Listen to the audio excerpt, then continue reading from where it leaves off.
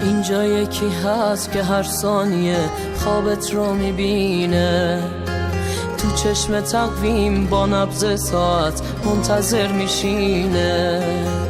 همیشه اون که غرق سکوت دست تو میخونه، درد لحظه رو کسی میفهمه که منتظر میمونه. از وقتی تو رفتی شب حالمو پرسید، شاید اگه تو برگردی بشه از چیزی نترسید، بشه قدر این ثانیه ها رو کنار تو فهمید.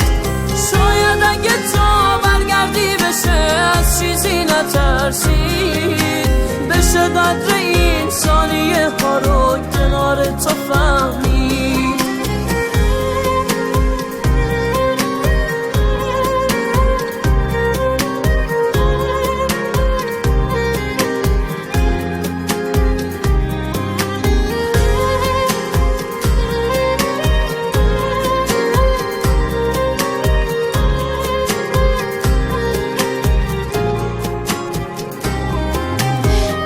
تو برام لحن جاده ها صادقانه تر بود، هر مسافری که از راه رسید از تو بی خبر بود.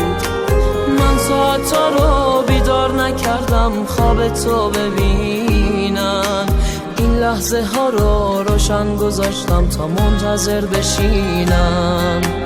از وقتی تو رفتی شب حالمو پرسید، شاید اگه تو برگردی بشه از چیزی نترسید، بشه قدر این ثانیه ها رو کنار تو فهمید.